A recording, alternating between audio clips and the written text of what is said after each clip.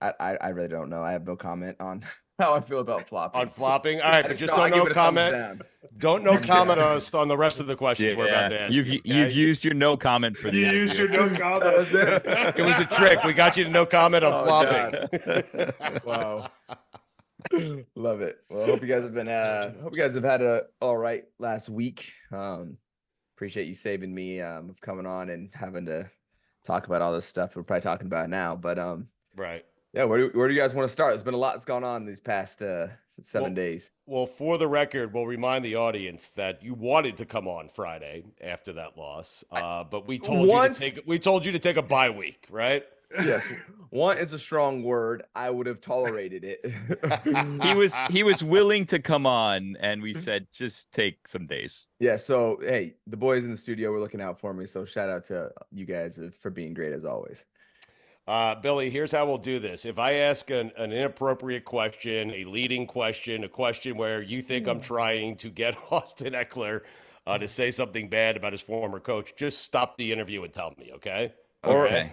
Or I could just flop and be like, "Oh, sorry, I didn't hear you." Like what? You should do that. You should flop out of your chair.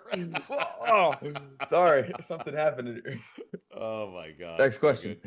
I have a feeling I'll be getting a lot of those coming up here in the next few Hey. minutes. Austin, well, take us through the last few days. How have the last few days been for you?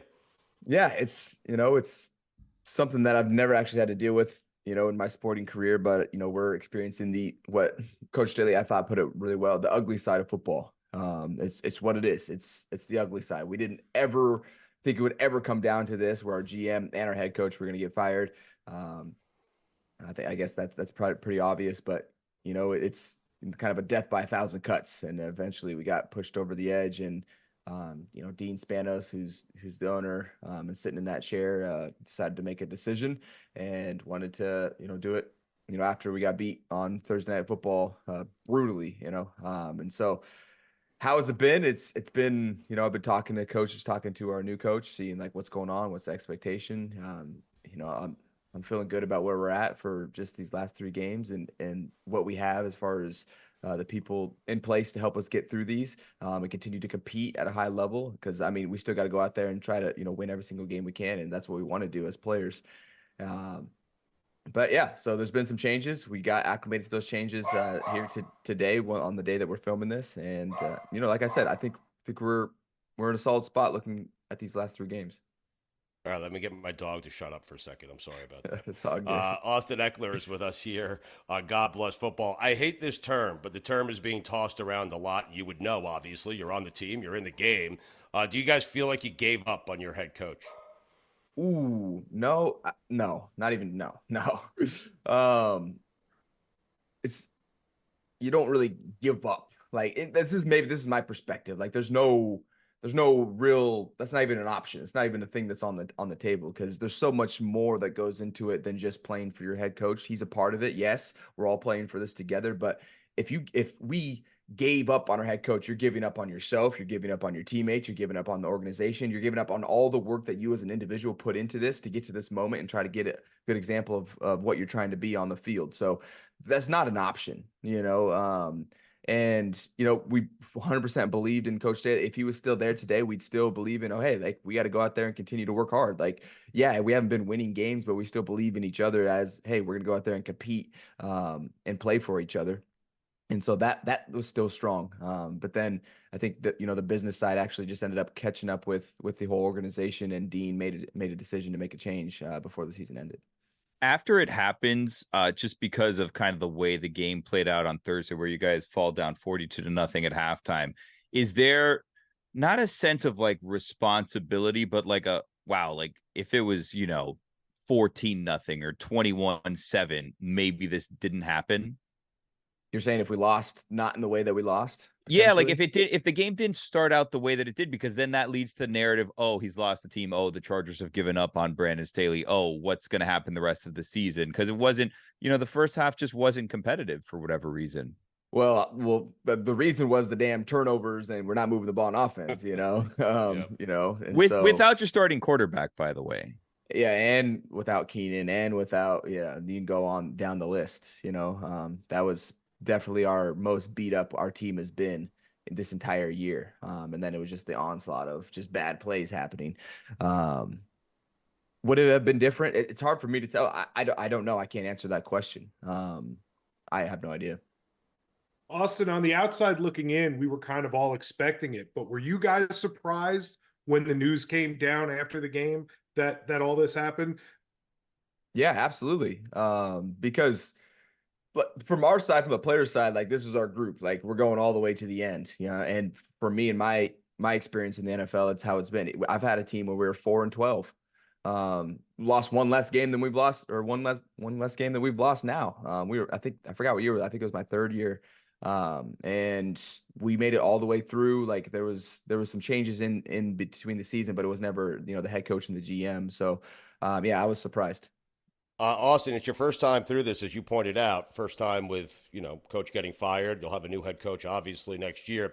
Is there a level of guilt you guys feel as a team that, oh man, like we didn't play well enough, got coach fired? It's not necessarily a guilt that we got him fired, but it's a guilt that as an organization, like we have failed. As an organization, we have all failed.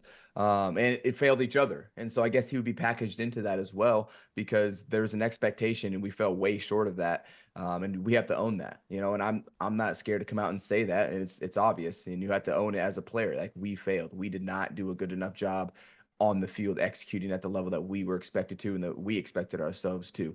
And that's what the result is. And as we know in this business, it's very fluid, not only for players, but for coaches as well. And this is what happens when, you know, you fall short of expectations, not only in football, but I mean, in life. But in football, you get to see it because there's so much media around it and there's so much there's a lot of narratives getting drawn and, you know, all the speculation. So kind of moves a little bit quicker and is covered. So yeah, man, it sucks, but like Coach Staley said, man, it's the ugly side of the NFL. So not to keep it in the ugly side of the NFL, there's still 3 games left this season, and you have a big one this Saturday coming up where, you know, while you guys are not technically eliminated from the playoffs yet, you're playing. Billy needs you, Austin. That's where this is headed. Okay? No, it's not. It's not headed there. No, I would love it if you could beat the Bills and keep them out of the playoffs. But like looking ahead, and I don't think that you've done this or you have time to do this, but this has implications for you as well, because they've removed your coach, they've removed your GM. This is the team that you signed with as an undrafted free agent, but you're headed into free agency, so you have decisions that have to be made too. So not that you're thinking it, but do you now sit back and kind of see how they handle this head coaching vacancy, determining your future? There's a part of it, and because of that is Tom Telesco, who was our GM, who brought me in, right, as an undrafted free agent, and then also was part of the decision to sign me back for another 4 years. And there's the politics in that, where we've built a relationship. Like he knows me as a player, and obviously I don't know what their intentions were past this year, but it definitely has an implication, because now I don't have as anchored of a relationship within the organization on the player personnel side. And maybe that works out. If Tom gets picked up somewhere else, maybe it can go somewhere else. And the same thing with the head coaching, you know, with Brandon. And so I'm a free agent after this year. And so we'll see kind of what happens. There's a lot that has to play out, you know, in kind of my story. And like you said, we have 3 more games here. And so there's still opportunity to go out there and continue to play. But yeah, it's a thing that when this happens, it's going to be interesting for sure when the free agency hits. Austin, do you have any sort of expectation as a team captain, a guy who's been there a long time, a guy who has done a lot for that organization on and off the field? Is there an expectation from a guy like you, like, hey, on the next coach, consult me. I should have a say in who it is you bring in here. I know my team better than you guys do. I don't think I have the right to do that. I think that's more so you should, though, man. It's tough. I think just as a player in general, you should express kind of what you expect, especially if you're, you know, in my shoes where you've been around for, it'll be 8 years next year, where it's like, hey, this is where we've been through. This is what I like. This is what I don't. And then, it's going to be up to the digression that you know, the head coach or whoever's in that position to implement that or listen or not. But definitely have to be vocal, because when in the NFL, right, there's great X's and O's, right? That's awesome. But to actually go out there and execute those, there's a lot of other stuff that has to happen, whether it's the camaraderie, whether it's, you know, how locked in, how much we believe in the coaches, how much we believe in each other, the talent on the field. Like there's so much that is going and executing those that isn't X's and O's, that it's so important. And those are the things that need to be addressed and make sure that, hey, we're on with those and we're solid with them. And we have a path and a plan to continue to build that part of the team so that we can execute on the field. It's only been a couple days, obviously, since this has happened, but football's a weird sport in that, when you hear about teams tanking for, a draft pick or whatever, the reality of it is that everybody on the team, it doesn't suit them to tank because they're playing for their own livelihood. They're playing for their own contracts. They're playing for their own things. So when you fire your coach or your GM or whatever with 3 games left in the season, I imagine that it would be easy for you guys to, from an outsider's perspective, give up on the season when the reality is, like, you are someone, for example, who's a free agent and you had an injury. So your numbers are not what they were prior to this. You are 28 now. So you're looking to get a contract, presumably that'll, be one of your last contracts or one of your last big contracts, right? You cannot afford to just, not, financially, but you can't afford to just punt on the season. And there's a lot of guys in the same position that you're in. So in the days after this has happened, how much time have you guys allowed yourself to kind of realize and absorb what has happened? And we need to get right back into this because we have a game on Saturday. Yeah, absolutely. There's been this time that we've had, because we played on Thursday night, where we've had a couple of days to kind of digest what's going on and kind of realize, okay, there has been a change. And then we've come back into the building sense and talked to, Dean Spanos and talked to Giff, our new interim head coach. And he set the tone, right? This is what it's going to be. And so it's like, okay, we have the expectation that's there. But when it comes to tanking, like if you're able, no one can afford to tank mentally, in my opinion. Maybe you can in your contract because you got guaranteed money next year. But if you are mentally trying to tank, I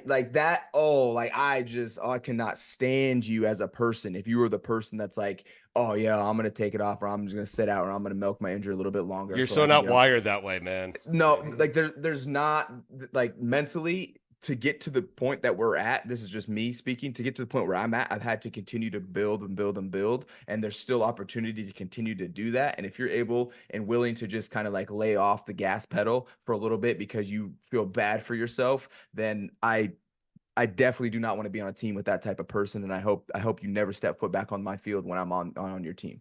So there's no option of tanking because of what's on the line for not only you as an individual, but all your teammates around you as well. We're still fighting for stuff out here. It might not be the playoff or the Super Bowl, but it's our own livelihood. It's our future in the NFL. It's our health for that game. If you're not playing hard, you're going to get hurt. That's just the way this thing works, because you're going to not be going and bring as much energy as the other people are.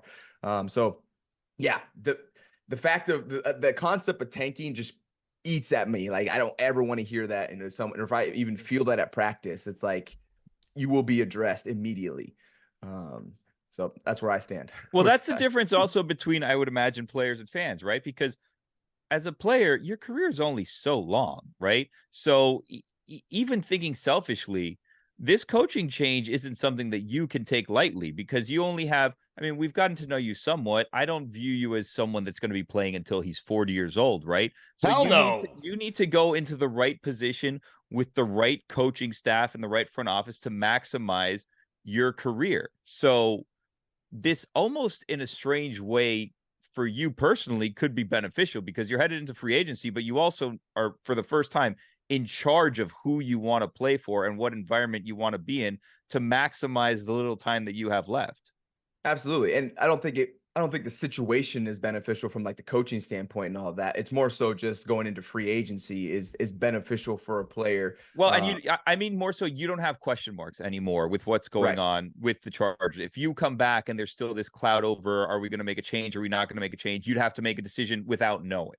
Right. Yeah. And in the situation now, I know I'm going to be hitting the market. Right? I'm going to have to find out, there's going to be a whole new GM here. It's going to be a whole new, offense or head coach here. And I don't know what happens with the coordinators or all that, but there's going to be a reset here. So maybe this is a team, but now this team is no different than any other team out there during free agency, if that makes sense. Because all of the new things, like, sure, I know some guys on the team, but as far as like the actual structure of the coaching staff, it basically is like a new reset team. So who knows where I end up, next year. That's something that will play itself out here in the next, few months.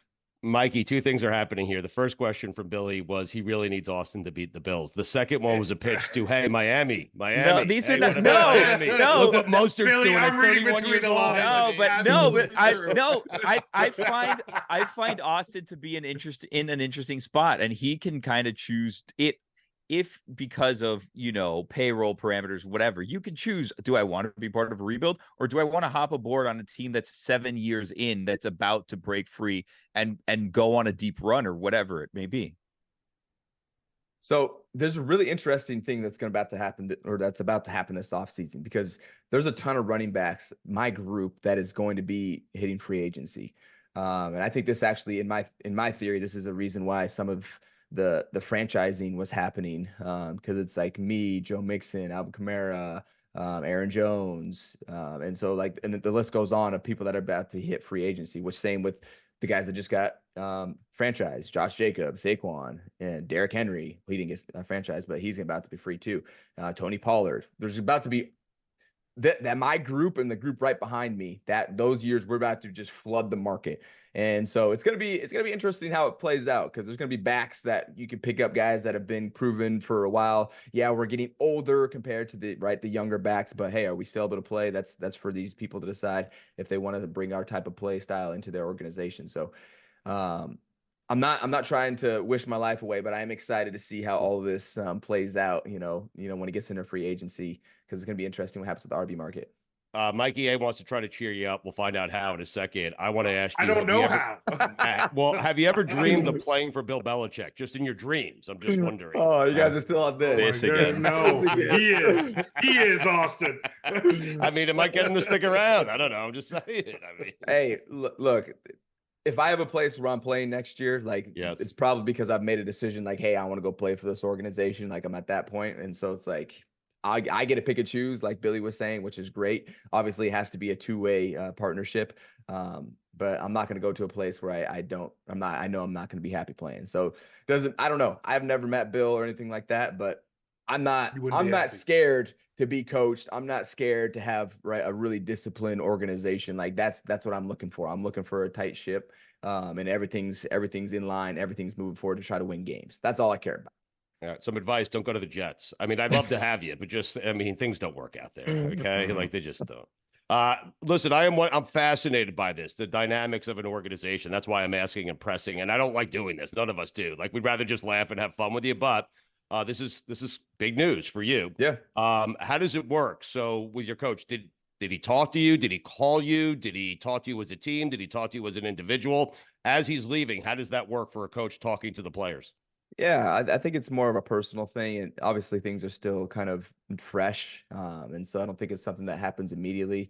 But being a captain on the team, we'll definitely get in contact with each other, and even with Tom too, because Tom is one of the reasons why I'm even here and even having this conversation right now. He's one of the early guys that gave me the green light and believed in me to come on and try out for the team, because he's the one setting that final 90 man. So these guys have been a big impact in my life. And so there would definitely be a conversation with both these guys, just because they have been such pivotal people in my life. The back half of my career with Brandon so far, and then also my entire career with Tom. So it's going to be different for different guys because they have different relationships with these guys. So that's probably how it'll go out. Is Staley someone? Sorry about that, Austin. Is Staley someone that will always be in your life? Were you guys Absolutely. that close? Yeah. Absolutely. Well, the thing, even if we weren't close, we're doing such massive things in our life. For me, I'm like you said, I'm not gonna be playing until I'm 40. And so the NFL in general is going to be such a story in my life that everyone that's been involved is going to have their part in it. When I retell it, they'll have the moment where it was Anthony Lynn. Now it's Brandon Staley. And so that's when I got my second contract, right? It's part of that story. So regardless if it was good, bad, ugly, it was everything, right? We had great runs, we had bad years. And so it is all of it, which is, I think, even better because in the long term anyway, not right now, it sucks right now, but in the long term, it adds just grit to the story. And, I was talking to actually Tom, and I was like, we're going through some cloudy times right now. And, I had to get through cloudy times to get to where I am right now. And so now we're finding it again. And so guess what? I can't wait to continue to push through this stuff. there's all the media about, oh, Austin's washed and all this stuff. And hey, the Chargers suck. And, oh, they got to fire the coach. And it's just like all cloudiness. But it's just a time where I'm getting tested as a man mentally, right? My poise, right? My mental strength. Like, how can I continue to push forward and try to get on the other side of that? And it presents an opportunity that's not always, joyful, but it's for me something that's like a challenge, and I freaking love challenges. I'm gonna freaking kick his ass and continue to push forward, man. And so I'm excited. Not for the season. The season has sucked. And it's been terrible, and it's definitely tested me. Like when you're going through this, it is one of the worst things, because it makes you think like, oh, like I'm second guessing myself. I'm having conversations with my running back coach. I'm like, what's going on? Like, I'm trying to figure this out. We're all trying to figure it out. We got the media on our ass where it's like, oh, you this, all the sports bettors are, just let you have it. And it's just like, what the heck is happening? And so it's not desirable, and the media makes it even worse. But it's part of sports. And so, like I said, it's a little cloudy, but I'm looking forward to the future. Absolutely. I don't know if you caught what Jameis Winston did yesterday, Austin, but if you're in need of motivation or in need of motivating others on your team, Jameis Winston was walking around with a briefcase. He's laughing.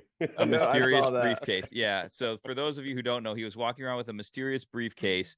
No one knew what was in it. He gave this impassioned speech about whatever, opened the briefcase. It was empty. And then he said, that's what's standing in the way of us in greatness. Nothing. So maybe you want to kind of throw that one in there to the rotation. I like it. It depends on how it was set up.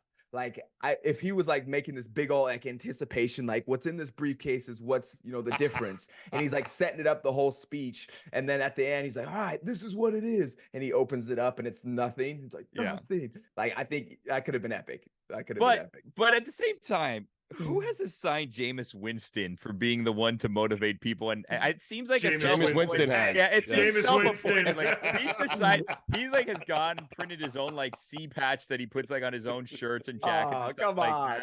Yeah, yes, he's crazy. Look, hey, you are who you are. You're like, look what he's been doing. You know, everyone remembers like the eating the dub thing. You know. Oh, back in the day. So hey, you didn't think he could get crazier, did you? he's on the same line right there. So hey, he hasn't changed. I'm glad to see he hasn't changed. All right, 2 quick ones. We'll get you out of here. We appreciate the time. It seems like the GM being fired hurts you more than Staley. Not that Staley doesn't hurt, because the GM was the guy who believed in an undrafted rookie, right? Is that fair to say? What hurts me most is that we sucked this year. That's what hurts me most, regardless of they getting fired or not. That had no effect. Obviously it had effect on their job. That's why they got fired. If we would have had a great season, then yeah. So yeah, both of those, I don't think it really makes a difference. It was, do you play well or did you not? And I did not play well this season. If you look at the numbers, all that stuff. So that's what it's affected me the most. You're wearing some of this, man. Like you're putting some of it on you, man. You have to, right. Because you are the one that puts you as an individual, me, myself, I am the one putting the product on the field. I am a leader in this organization. And so, yeah, it's a collective, but it comes to a point where it's a bunch of collective efforts all together that go and create the product. And so if something is slipping or something is subpar, if it's not addressed, if it's not brought up to speed, then that's a failure on the entire organization, which includes me as an individual. Billy, I'm going to ask it. I'm not certain what sort of reaction we're going to get from Austin Ekeler here, but next week, you and Brandon Staley together. What do you think? Oh, jeez. What are you talking about? I'm going to have him on with you. I mean, that line you stop. just found it. Yeah, stop. Remember you said stop you? Flop. He flopped. He's a flopper. Austin, I know something that will cheer you up on the way out here. Well, you didn't answer my question. You did though. He did though. We flopped by that one. I thought of something that could cheer you up. It has been a difficult season. Obviously, it's been a difficult week, but on the bright side, last game of the season, playing the Chiefs, one more chance to see Taylor. He flopped again. He flopped. Wow. Wait, Billy, you want the ultimate? Go ahead. That was great. Thanks, Billy. I was thinking about you, man. Yeah, I didn't think about it like that, but now that, now, wow. It almost makes up for the rough season, huh? Getting to see Taylor twice. I would say not even close, but keep your head down. Nice try. Keep your head down. All right, I want to see if I can get one more flop out of him. If Austin Ekeler was running the Chargers, would he have fired the head coach? Oh, geez. Oh, wow. Wow. Wow. As a player, no, because like we're also locked in and tied, right? Like, and it just makes now we got to figure out who's what, and now the whole culture's changed, and so yeah, it's tough. That's why it doesn't happen often. Even on teams that are bad, it doesn't happen often. There's teams that have lost less games than us and still have their head coach, so look, it's not my decision. Obviously, that's Dean's decision. And there's 3 games left. It's not looking great for us for the playoffs. It's like a 0.07% chance. And so they made a change, and guess what? We'll live with it, and we'll continue to play as hard as we can. For me, anyway, it changes nothing with my preparation, all that. So go out there and try to give everything I can to play out one game at a time. All right. I hate myself for asking that last question. I'm sorry, Austin. We Hopefully hate you'll you forgive me. It's been brutal today, guys. Like usually, I know. I'm sorry. Listen, it's not on fun the for line. us We either. definitely crossed the line today, man. Like, listen, you know us. You know this is not fun for us. Like, we don't ask probing. It is fun for you, damn it. You love doing No, this it's stuff. not. It's fun for Le Batard, not me. Yeah. You know me, man. I don't want to stick on one topic. But it is a big thing that's happening, right? It's obviously Yes. huge news for our organization. So I'm prepared to talk about it, absolutely. But yeah, it's tough. It really is tough. At the end of the day, you were talking about people's families, and we're talking about, it's not just their family, it's us too. Like, I'm a free agent now. It's like this is affecting my future too. So you never celebrate or even, really look like there's like so many like fans like, yeah, and I was like, that's someone's family, man. Like, it's tough. And I'm just like, as a player, we have to make sure we stay together and we stay, connected and go out there and, like I said, continue to play for one another. And if Brandon was still here, absolutely, we'd be doing the same thing, because there's a lot of, back to what Kobe said, there's a lot of grass and there's a lot of flies and all that. Remember, I talked about that. You got to stay locked in on the gazelle. All right, man. We're sorry for the probing questions. I crossed the line twice. Billy wants you to beat the Bills. He wants you to come to Miami, but we apologize. We love you, dude. Anything you want to promote on the way out here? No, I'm good, you guys. I appreciate you guys as always. But yeah. Today was a little edgy today. So we'll come back. Hey, hopefully we can give you some good stuff to talk about next week. We'll try to go. All I want to talk about next week is Easton Stick. Can we do that? That's it. That's all I want. I like that guy. You still also, Stugotz, have been promising him a best man speech for about 3 months now that you haven't done. So next maybe week for is the our holidays. week. Yeah. It's next week. Next week. Yeah, a lot of that is dated now. Next Yes. week. Always next week. Next week, let's get back to shenanigans, okay? It's gonna end Merry up, Christmas, Austin. It's gonna end up being at the Super Bowl, and I'm gonna be there sitting on your show, and it'd be like, all right, so where's the speech? Austin, thanks so much. We appreciate it. We know it's a difficult time, but thank you for sitting in here and taking all these ridiculous questions about one topic. For sure. Appreciate you, boys. You guys have a good one. Thanks, Austin. Okay. You too, Austin. Thank you so much, man. Bye.